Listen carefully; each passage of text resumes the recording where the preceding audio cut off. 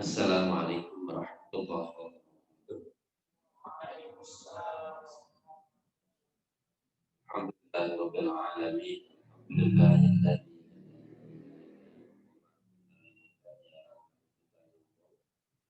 asyhadu an la ilaha illallah wa asyhadu anna Muhammadan rasulullah. Shalli wa sallim wa barik ala sayyidina Muhammadin wa ala alihi wa sahbihi ajma'in. Subhanaka la ilma lana illa ma 'allamtana innaka antal alimul hakim. Rabbi shrah li sadri wa yassir li amri wa hlul 'uqdatam min lisani yafqahu qawli.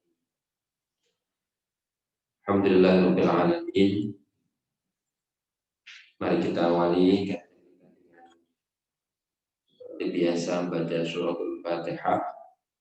Mudah-mudahan Allah senantiasa futuh hati kita dilimpahi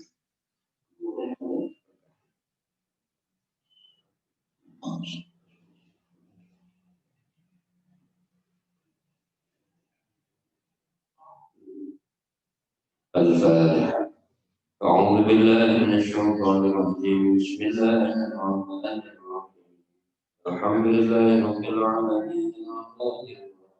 Maliki yaumiddin. Iyyaka na'budu wa iyyaka nasta'in. Ihdinas siratal mustaqim.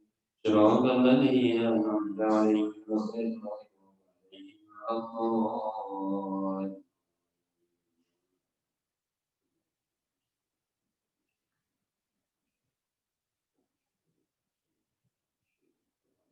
Fatihah.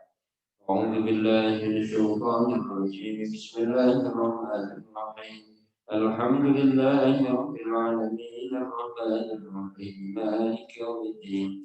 Iyyaka na'budu wa iyyaka nasta'in. Ihdinas siratal mustaqim. Siratal ladzina an'amta 'alaihim ghairil maghdubi 'alaihim waladdallin.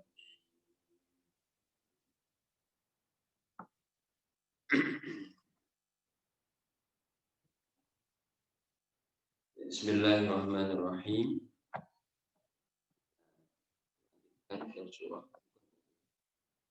Sekarang kita masuk Al-Lail. Jumlah ayatnya 11 ayat.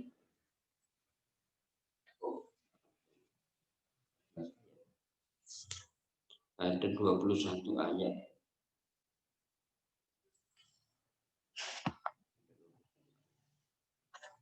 Kita baca bareng-bareng dulu. A'udzu billahi minasy syaithanir rajim. Bismillahirrahmanirrahim. Wal-laili idza yaghsha wan-nahari idza tajalla wa ma khalaqadz dzakara wal-unsa inna sa'yakum lashatta فأما من أعطى واتقى وصدق بالحسنى فسنيسره لليسرى وأما من بخل واستغنى وكذب بالحسنى فسنيسره للعسرى وما يغني عنه ماله إذا تردى إن علينا للهدى وإن لنا للآخرة والأولى فأنذرتكم نارا تلظى لا يصلاها إلا الأشقى الذي كذب وتولى وسيجنبها الأتقى الذي يؤتي ماله يتزكى وما لأحد عنده من نعمة تجزى إلا ابتغاء وجه ربه الأعلى ولسوف يرضى.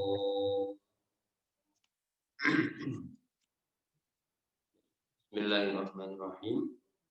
Kita baca dulu penjelasan awal dari beliau. Surah ini dimulai dengan sumpah yang menunjukkan pentingnya berita yang akan disampaikan. Itu bahwa tindakan manusia sangat beragam.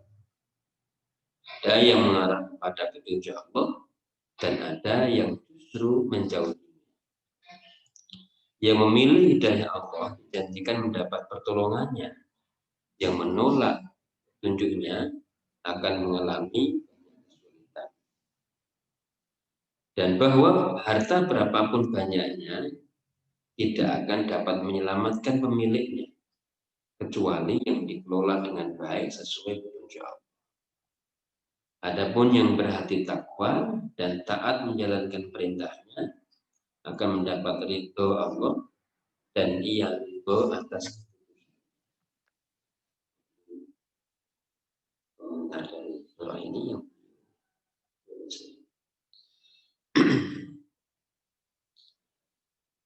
Bismillahirrahmanirrahim. Wal-laili idza yaghsha. Demi malam bila gelapnya menutup.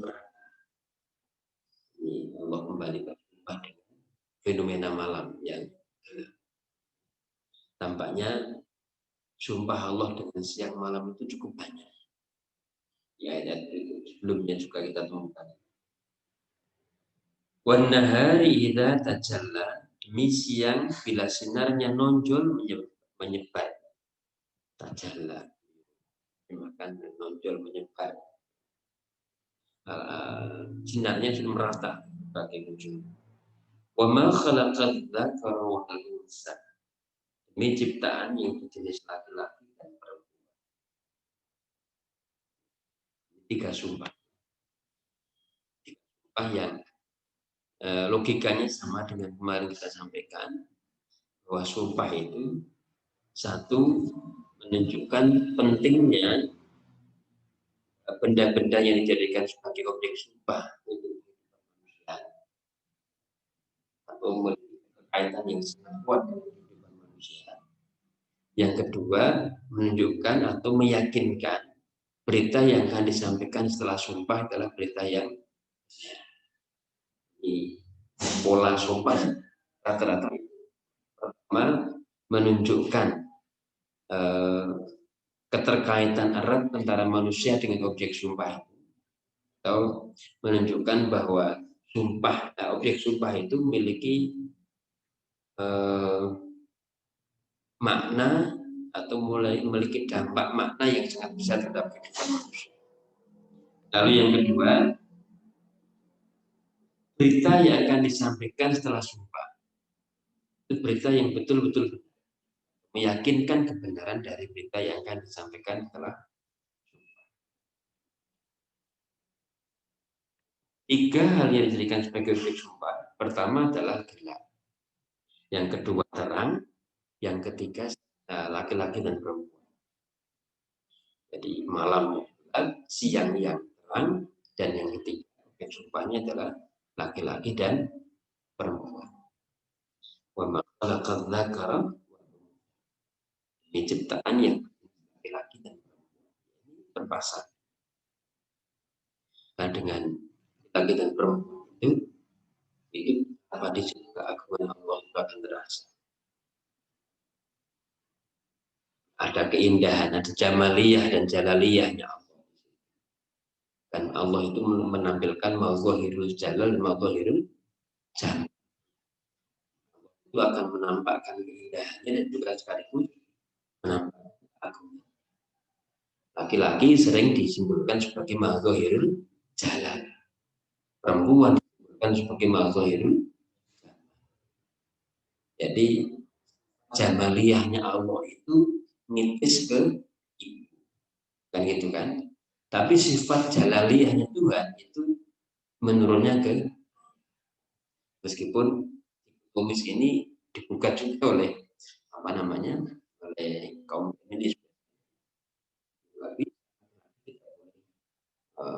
menunjukkan mengandalkan keperkasaannya di hadapan laki perempuan. Tapi ini secara umum bahwa memang kalau Allah itu punya sifat-sifat yang terkategorisasi sebagai sifat-sifat jamaliyah dan sifat-sifat jamaliyah itu terwakili dalam dua jenis apa namanya laki-laki dan perempuan. Ini permaknaan yang lain, kenapa disebut laki-laki dan perempuan? Dari situ akan berkembang biak generasi. Ada yang kodrat laki-laki dan perempuannya itu menyatu dalam dirinya sendiri. Hermafrodit itu kan dia nggak perlu pasangan lainnya untuk berkembang. Ya, kayak cacing gitu. Cacing ya, prodit ya namanya. Tapi ada yang memerlukan pasangan lebih lain, tapi apapun dia perlu pasangan untuk berkembang. Jadi kira dengan dari Allah dengan laki-laki dan perempuan ini bisa kita rasakan. Itu tadi kita sudah sebutkan, misalnya di situ ada mafhumul jamal, ada mafhumul salah. Lalu di situ juga dari laki-laki dan perempuan itu akan berkembang biak generasi manusia yang sangat baik. Bapak Islamin jalan kasiran wanisa akan berkembang darinya minhuma dari kedua laki-laki perempuan itu di jalan kasiran wanisa laki-laki dan perempuan lain yang lebih banyak. Itu kan laki-laki perempuan akan berkembang laki-laki dan perempuan lagi lebih banyak. Dan ayatnya kan bunyinya begitu. Sehingga kalau kamu gambarkan pohon silsilah keluarga, itu pasti akan cabang, itu akan makin panjang, makin banyak gitu. Coba kamu gambarkan silsilah pohon keluarga. Keluargamu saja dari mbah buyut kamu. Dari mbah buyut kamu turun ke bawah, itu pasti cabangnya akan sangat banyak. Itu gambar dari jalan kathirun wabat minhuma di jalan kathirun wanisa. Ini belum lagi nanti dari aspek yang lain. Keindahan itu juga akan tampak dari diciptakannya laki-laki dan perempuan itu.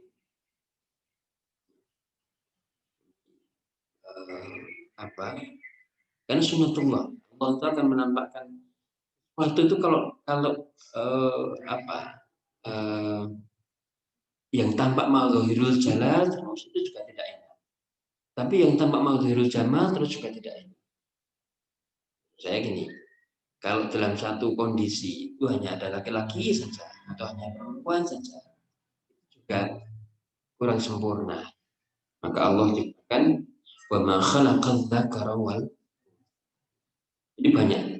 Jadi kalau kita renungkan, kenapa Allah bersumpah dengan malam? Kenapa Allah bersumpah dengan siang? Kenapa Allah bersumpah dengan laki-laki dan perempuan? Silakan digali maknanya sebanyak-banyaknya. Pasti akan ketemu dan ujungnya adalah apa itu? Ya Allah, saya itu ada benar dulu.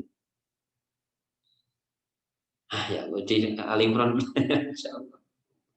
Inna fi khalqis samawati wal ardi wa ikhtilafil laili wan nahari ayatin lil albab. Terus terakhirnya itu kan ada Rabbana ma khalaqta hadza batilan subhanaka wa qina adzab. Itu kok lemah sekali mengingat ayat. Nah, sekarang yang kita lihat apa berita yang akan disampaikan Allah setelah sumpah itu. Tadi kita sudah memahami sumpah-sumpah yang diungkapkan di situ itu memiliki makna yang sangat kuat. Lalu kebenaran berita yang disampaikan setelah sumpah. Inna sa'yakum lasyad. Sungguh usahamu itu sangat beragam. Ini kalau kita renungkan, ini kan pendek sekali ayat. Inna sa'yakum. Sungguh usahamu itu sangat beragam. Profesimu sangat beragam. Kemampuanmu sangat beragam. Kompetensimu sangat beragam. Bakat minatmu sangat beragam dan seterusnya. Tetapi ditutup ini atau diikuti dengan ayat ini. Fa'amma man a'ta wattaqa, siapapun yang memberikan dermanya a'ta wattaqa dan bertakwa kepada Allah. Jadi ragam apapun yang kita miliki, kompetensi apapun yang kita miliki, profesi apapun yang kita miliki, yang dibingkai dalam ketaatan dan dibingkai dalam kedermawanan. Nah ini yang kalau kita bisa kaitkan antara munasabah antara ini. Inna sa'yakum lasyatta. Kamu nanti atau manusia itu usahanya akan sangat beragam. Kompetensinya sangat beragam, profesinya sangat beragam. Tetapi semua apapun profesinya itu hendaknya nanti dibingkai dalam sikap keimanan dan sikap takwa. Fa'amma man a'ta wa, karena dalam memberi itu justru sebenarnya yang masih ada.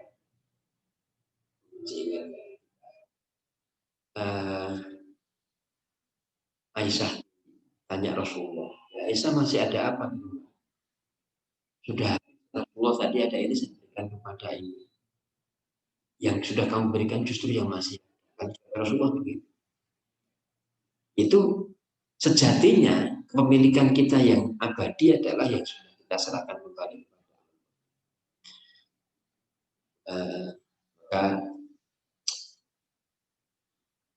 Ya, ikhlas itu sebagai penanda dari ketinggian nalar kita. Karena kita mampu menalar milik. Nah, semuanya itu kita tidak memiliki apa-apa. Kalaupun diminta ya udah, nasolati ya terus ibadah nanti mata-mata untuk Allah itu harus dilatih dan diulang-ulang, diresapkan maknanya sehingga aqwa wa taqwa itu menjadi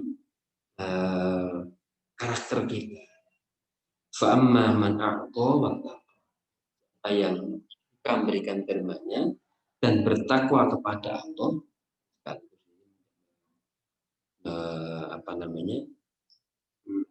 relasi kepada Allah dan juga relasi kita kepada sama manusia.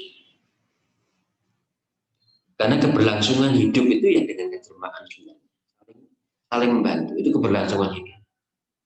Keberlangsungan hidup itu dengan saling berkolaborasi, saling bantu sama lain, satu sama lain. Karena kita tidak mungkin untuk bisa memenuhi kebutuhan kita sendiri. Itu nggak mungkin. Orang terkaya sekalipun, itu nggak mungkin dia bisa memenuhi kebutuhannya. Itu pasti akan melibatkan pihak lain. Dan sombong bahwa semuanya karena usahaku. Baik. Inna sa'yakum lasyatta fa amma man a'ta wattaqa wa saddaqa bil husna, dan membenarkan janji pahala yang baik, yang meyakini bahwa Allah itu akan membalas. Mari kita sempat sampaikan wala yusiqu wathaqahu ahad, itu satu perjanjian primordial kita dengan Tuhan yang tidak ada kekuatan perjanjian yang akan dipenuhi itu kecuali perjanjian manusia. Wasaddaqa bil husna, itu maknanya adalah kita membenarkan bahwa janji pahala yang baik dari Allah itu pasti akan kita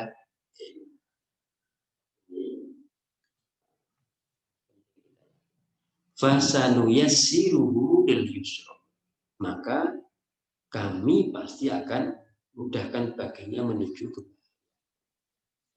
yassiruhu lil yusra, jalan kemudahan yang terbentang di depan kita. Itu perbedaannya adalah kita berdoa dan bertakwa, dan kita meyakini janji Allah. Ini kira-kira kita amalkan. Fasanuyassiruhu lil yusra, pasti kami akan bentangkan jalan kemudahan. Itu bagi yang a'ta yang memberi, yang berderma dan bertakwa, dan meyakini menggunakan janji pahala dari ini. Penegasan ayat-ayat begini ini hendaknya menjadi keyakinan kita. Jadi begini, ayat ini, Al-Quran ini sebenarnya kitab petunjuk, bukan kitab yang hanya untuk dihafal. Paling penting, hafiz itu penting, hafalan itu penting, bukan hafiz itu penting maksudnya.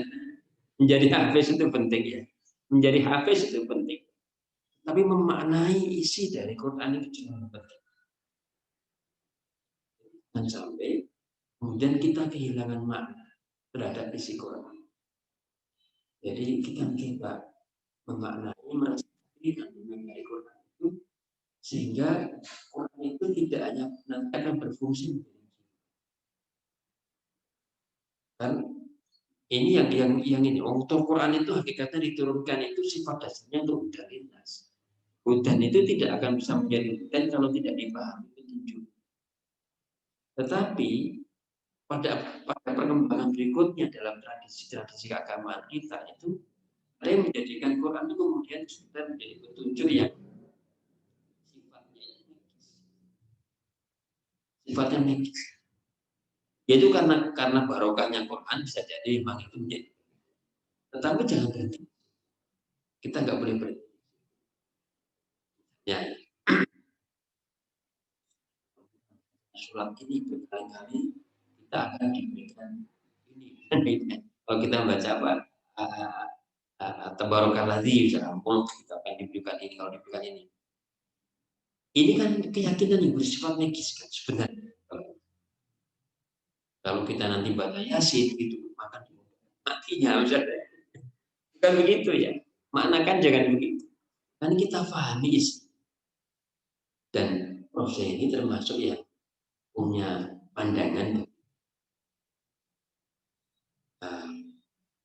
Jadi bukan mengharamkan yasinan, bukan mengharamkan baca tabarok, tapi kita membaca itu, kita maknai bahwa isi dari surat-surat yang dipilih itu betul-betul.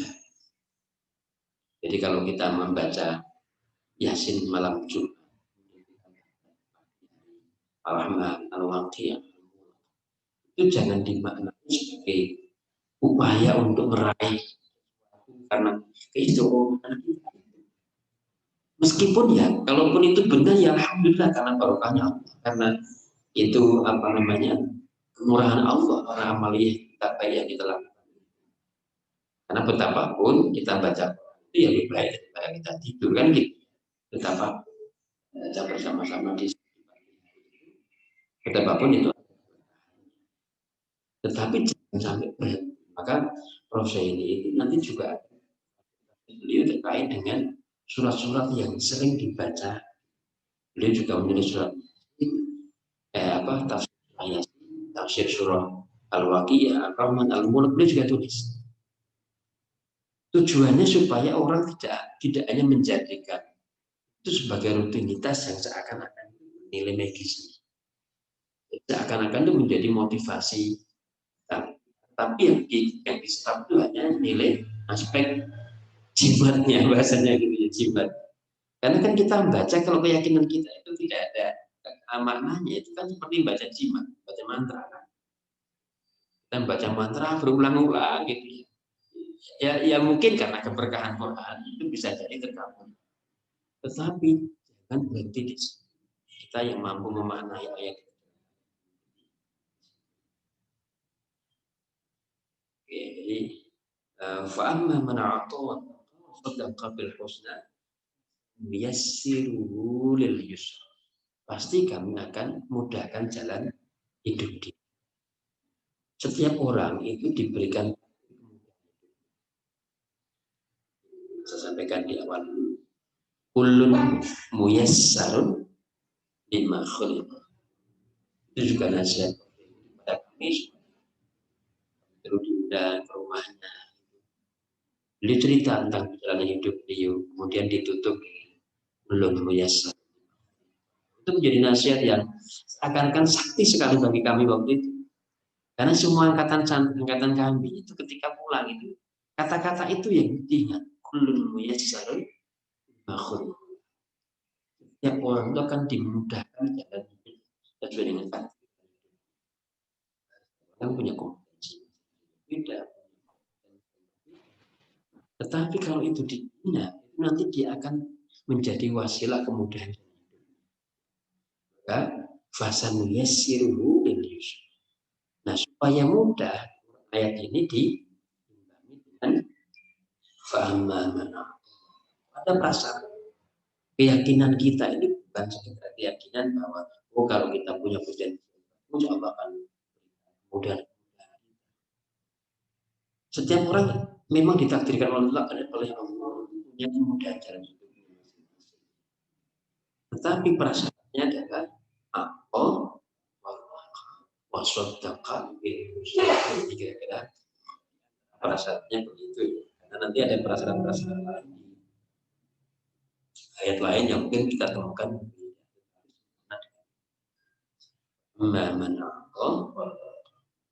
Apa yang berterima beri, wattaqah bertakwa.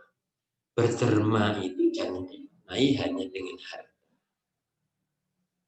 Kita idkhalus surur ala memasukkan rasa senang kepada orang lain, membuat orang lain itu menjadi nyaman. Maka itu juga bagian dari senyum kita. Dan senyum itu kan membuat orang lain nyaman. Yang berada di tempat kita itu juga tidak merasa jadi memang ini Nabi itu kalau menampakkan rasa bahasanya itu maudhu'ul jamal itu sahabat-sahabatnya begitu akrab Pak. Bahkan untuk hal-hal yang sangat detail yang sesuatu yang mungkin agak tabu ditanyakan itu sahabat bisa tanyakan karena saking akrabnya. Nabi kalau saya dulu begini pertanyaan-pertanyaan begitu kan nggak akan muncul kalau tidak. Tetapi kalau Nabi sedang menampakkan maudhu'ul jalalnya, wibawaannya, itu ada tidak berani memandang wajah. Memandang wajahnya saja. Kalau pas maudhu'ul jalalnya itu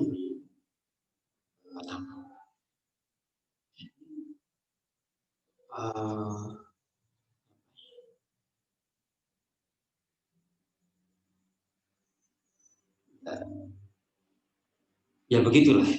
Begitulah.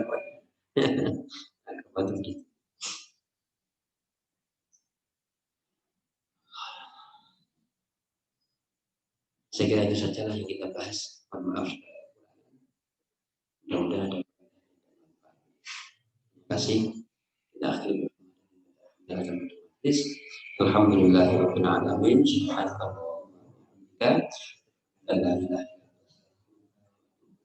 Assalamualaikum warahmatullahi wabarakatuh.